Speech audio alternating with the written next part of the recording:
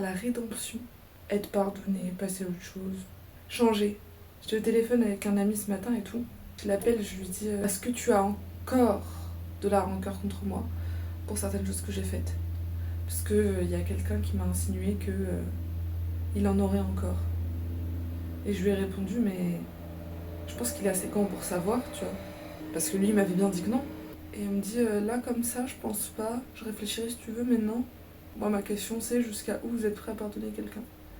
Parce que là encore, je pense que peut-être que je m'avance qui serait pas d'accord, mais je pense que ça va. Vous voyez ce que j'ai fait à cet ami? Moi j'aurais arrêté de me parler, surtout aujourd'hui. En vrai avant je sais pas, mais aujourd'hui je prends plus le bullshit de qui que ce soit, genre. Disons que la période d'essai pour me parler, genre moi je suis la période d'essai des gens, bah je peux très vite la leur retirer s'ils me cassent les couilles en fait. Je considère que d'avoir l'amitié de quelqu'un, que ce soit de moi ou des autres, elle devrait être précieuse à avoir. Évidemment que tout le monde a des défauts et qu'il faut laisser passer certaines choses. Pas laisser passer, mais accepter les défauts des autres. Parce que, enfin, faut pas déconner non plus, genre, faut être indulgent aussi. Hein. Il y a des choses où ça te trompe pas, genre, de toute façon, si t'écoutes, moi je pense qu'à partir du moment où t'écoutes ton corps, à partir du moment où t'écoutes ton corps, après, c'est plus facile à dire qu'à faire parce que faut apprendre à écouter son corps. Hier, je regardais une vidéo grave intéressante, c'était un mec qui disait ouais, à l'époque, quand je faisais des tatouages, je ressentais aucune douleur. Et puis, j'ai appris à écouter mon corps. Ça a mis du temps, et maintenant, quand je fais des tatouages, ça me nique ma mère. Dû au trauma, etc. En fait, votre corps, il est anesthésié, genre, vous vous rendez pas compte qu'en fait, il ressent quelque chose, c'est juste que vous l'écoutez pas. Il y a une période de ma vie où je manquais pas mal d'empathie, et en fait, à force d'apprendre à écouter mon corps, il y a plein de manières d'apprendre à le faire. Hein. Par exemple, ce mec-là dont je parlais hier, il disait l'une des choses que vous pouvez faire, c'est quand vous êtes dans un moment émotionnellement intense, ou alors vous vous souvenez d'un moment émotionnellement intense qui a eu lieu récemment, scannez votre corps de haut en bas, genre. Et soulignez si vous sentez qu'il y a une tightness, que vous sentez quelque part c'est serré. Et c'est ce que j'ai fait ce matin, parce que on est venu discuter avec moi sur des trucs un peu compliqués. Au début, j'ai pas eu l'impression de ressentir grand chose. Puis je me suis allongée, je me suis scannée, mon corps du coup. Et j'ai senti que c'était un peu serré là, que là c'était assez lourd dans le cerveau. Depuis que je sais beaucoup ressentir mon corps et ce qu'il traverse, ouais, ça a rendu certaines situations un peu compliquées. Parce que du coup, par exemple, une fois je me suis retrouvée à un lieu avec plein de gens. J'avais l'impression de pouvoir sentir tout ce que eux ils avaient en eux et que ça venait là, genre que ça venait ici comme ça. J'ai pas envie d'être ce genre de personne en mode ouais, moi je suis une éponge.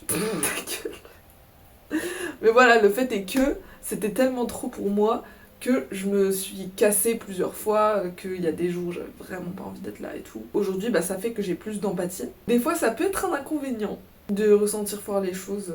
Je suis persuadée que la majorité des gens, ils pourraient ressentir des trucs plus forts, c'est juste que on s'apprend à anesthésier nos émotions, surtout les hommes. Il y a un petit revers de la médaille, tu vois. Mais je pense que malgré tout, c'est un très bon guide. C'est un très très bon guide pour maîtriser sa vie, je pense. Parce que si on va vers ce qui fait du bien à notre corps, bah c'est là que...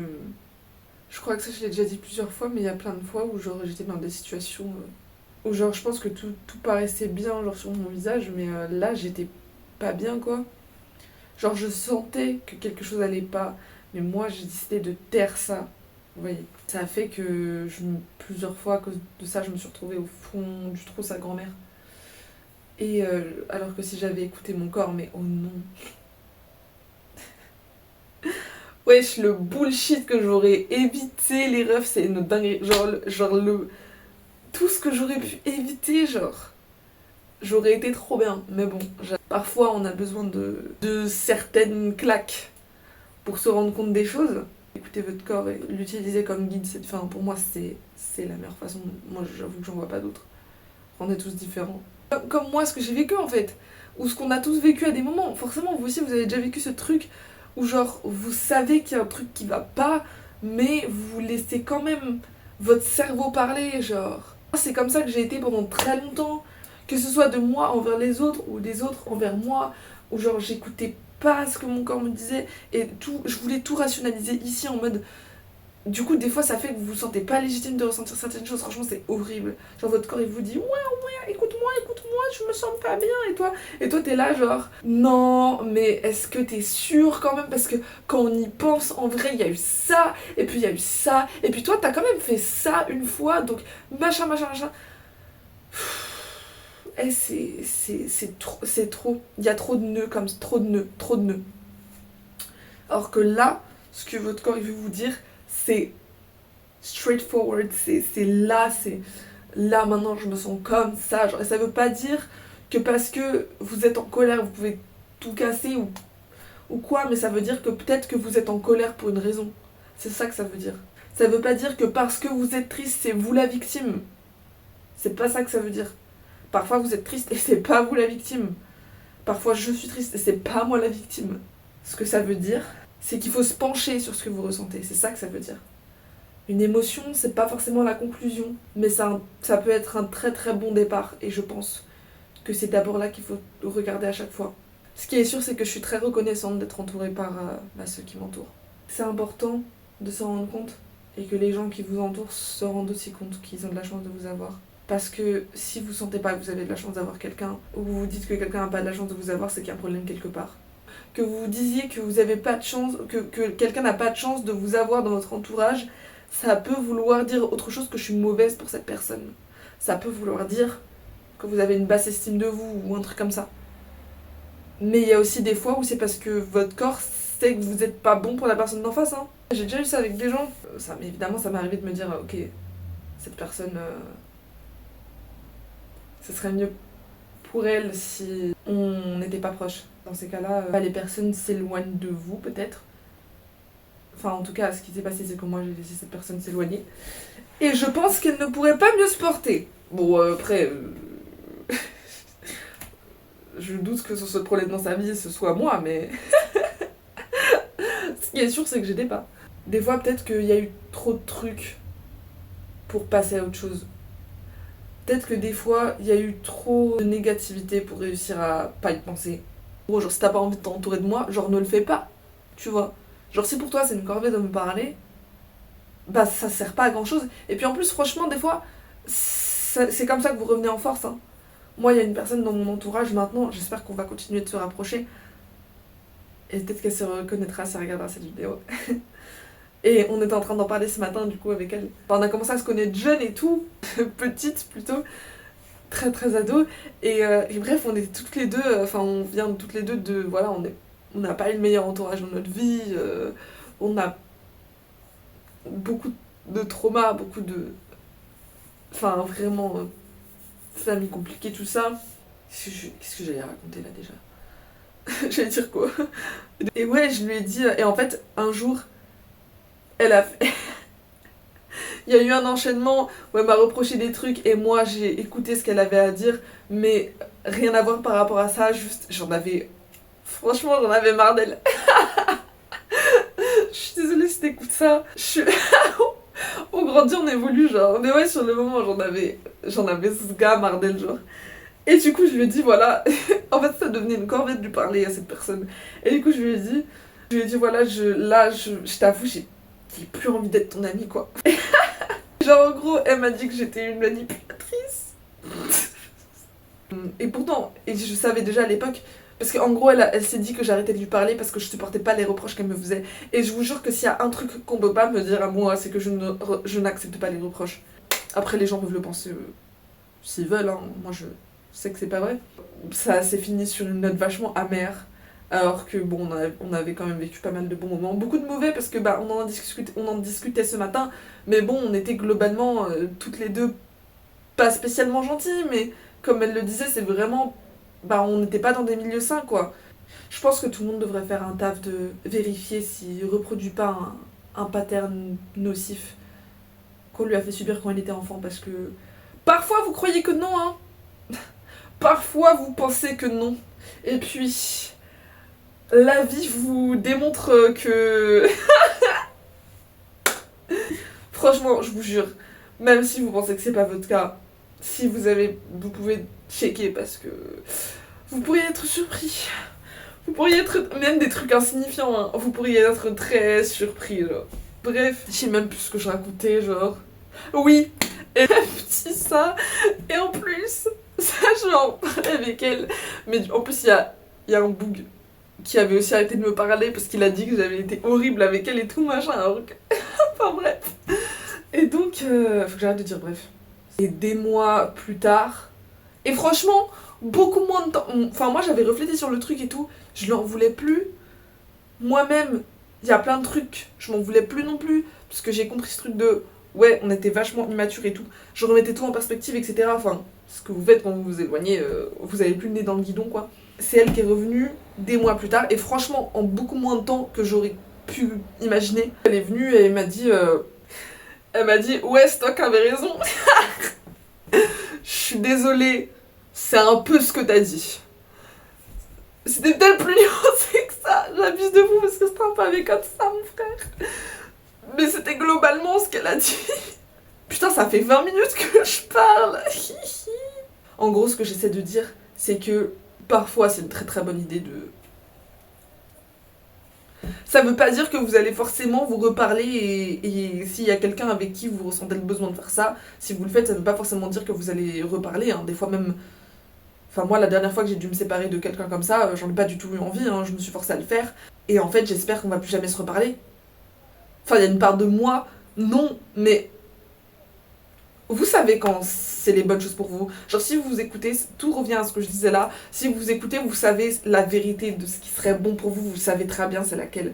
Et moi, je sais très bien que la vérité, c'est que la meilleure chose qui pourrait m'arriver dans ma vie, c'est qu'on ne se reparle plus jamais. Ça dépend de ce que vous avez vécu. Tout dépend de tout. En fait, c'est ça, tout est nuancé. Y a pas de y a pas de c'est ça que je te dis. I. J'ai connu quelqu'un qui était dans une relation très toxique. Sauf que cette personne est restée avec ce gars parce que c'était la première fois qu'on lui apportait de l'affection comme ça.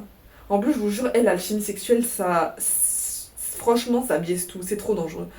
Le sexe, c'est dangereux, protégez-vous, genre. Mais oui, donc cette personne-là est restée longtemps encore avec ce gars parce que elle avait pas l'habitude qu'on la quémande comme ça, qu'on l'affectionne comme ça.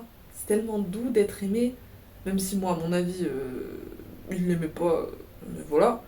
Mais je vois ce qu'elle a ressenti. Bah, c'est tellement doux d'être aimé que vous avez le nez dans le guidon.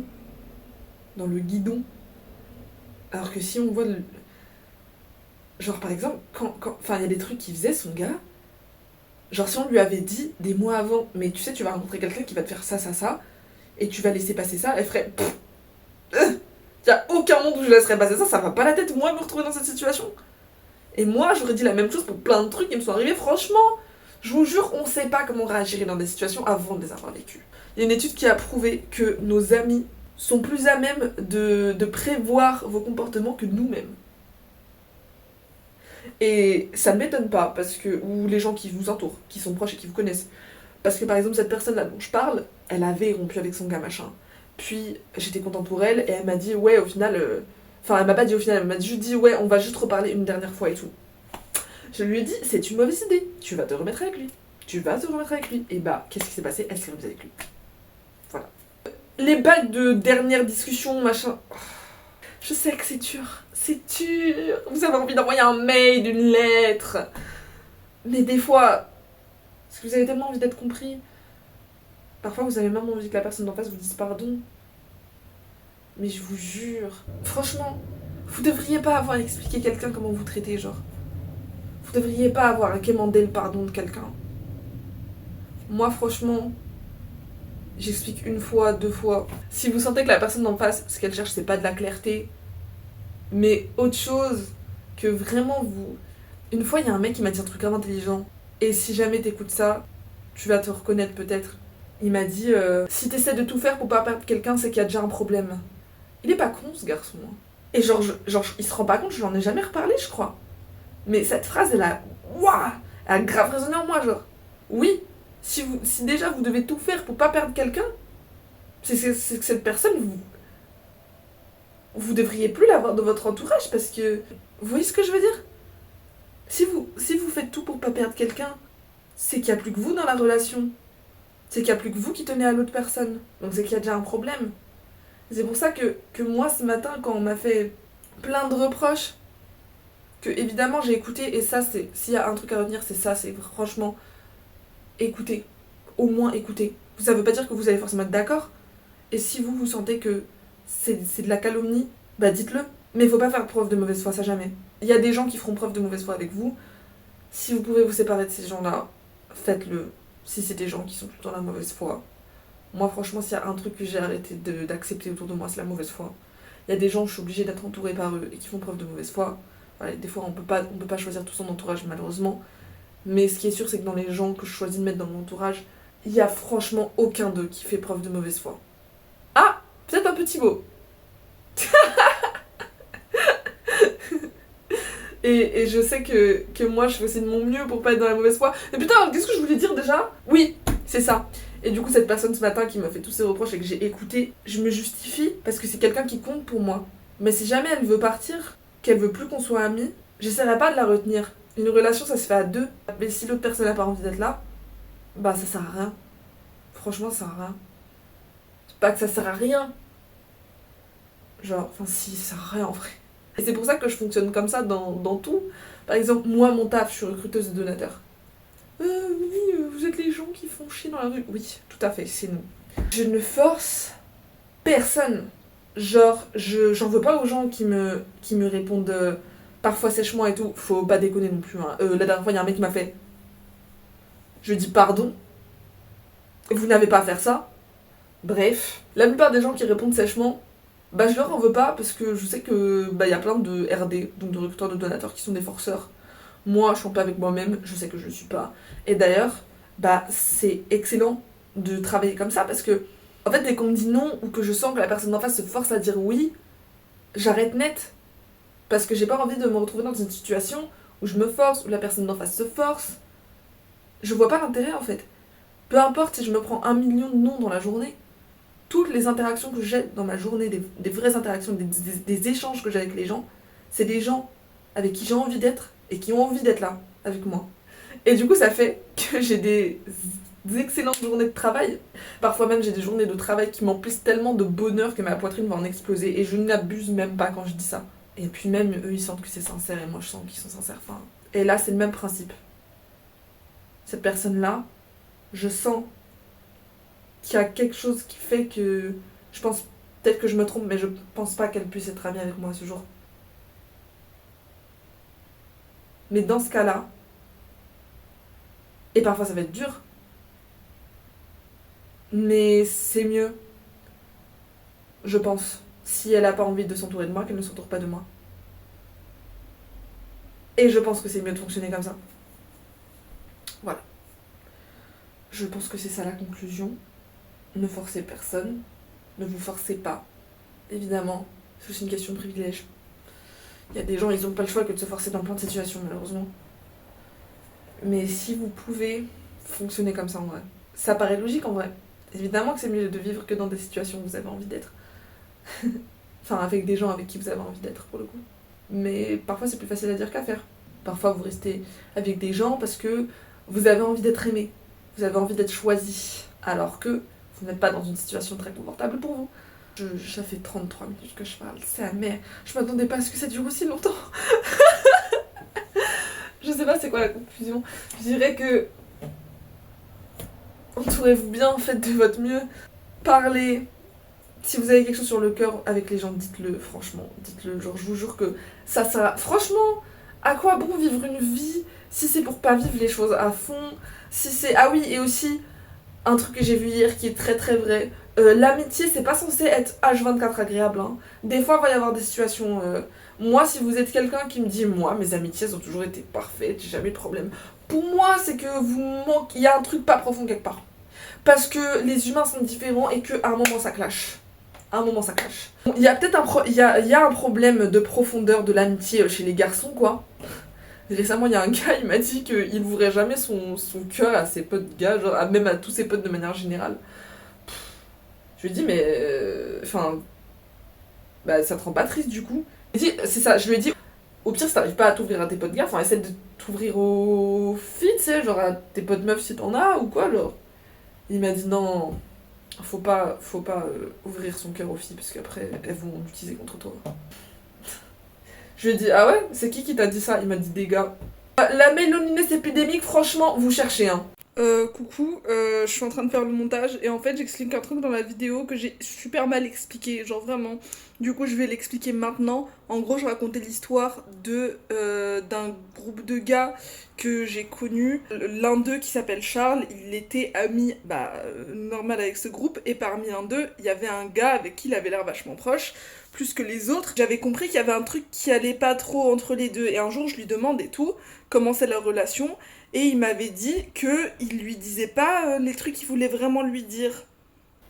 Mais ça sert à quoi de vivre du coup? Je vous jure que ça me laisse perplexe les gens comme ça. Genre vous allez mourir en étant en paix avec le fait que vos relations sont pas si sincères que ça. Vous allez mourir. Et là, vous allez dire toutes les dernières choses que vous auriez voulu dire aux gens. C'est comme les bails de gens qui nous entourent. Au moment où tu meurs, tu leur dis je t'aime.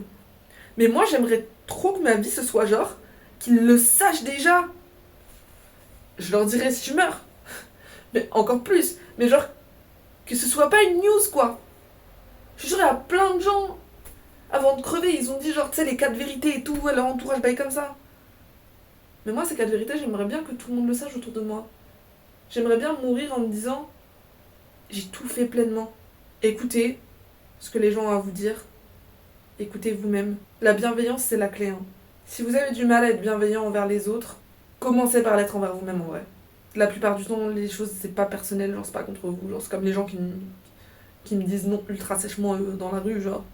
Ou le mec qui m'a fait oust. Ah oui, je l'ai engueulé. Mais enfin, en soi, c'était pas contre moi, genre il me connaît pas, le gars. Je crois que c'est tout. Enfin non, c'est jamais tout. La vie est remplie de nuances un peu reloues. Entourez-vous bien. Franchement, si vous sentez qu'il y a des questions que vous vous posez, qu'il y a un truc dans votre corps qui se déclenche, posez-vous dessus, écoutez-vous, genre vraiment. Ça va faire 40 minutes que je parle. Mais je pense que c'était une très bonne façon de commencer ma journée. De base, ça allait être implantée dans mon vlog, mais en fait, je crois que je vais en faire une vidéo à part entière de tout ce que je viens de dire là. Il y a des gens qui pensent qu'ils sont émotionnellement matures, mais ils le sont pas! Continuez, et surtout, soyez prêts à évoluer à tout moment. Genre, je vous jure que s'il y a un truc que vous devez pas perdre, genre, c'est vraiment la capacité. Genre, Dieu, il nous a donné la capacité de se poser des questions et d'évoluer. Et si ça, c'est pas le plus beau cadeau, parce que ça veut dire qu'à tout moment, vous pouvez rendre les choses meilleures. Et vous savez ce que Michael Jackson, il a dit? Il a dit... Même pas lui qui a écrit cette chanson. Bref, en tout cas, il y a une de ces chansons qui dit si tu veux faire de ce monde un meilleur endroit, commence par la personne que tu vois dans le miroir, toi-même, et fais ce changement. En gros, changez-vous d'abord vous-même. J'ai un date aujourd'hui. Oh, vous l'entendez? Allô? Tiens tout le monde, peace! Non, je vais pas finir la vidéo comme ça, je vais pas finir la vidéo. Comment je peux finir la vidéo? Tu peux m'aider s'il te plaît? Et faites connaître vos limites, même si ça veut dire être seul. Je vous jure que c'est mieux. Au revoir.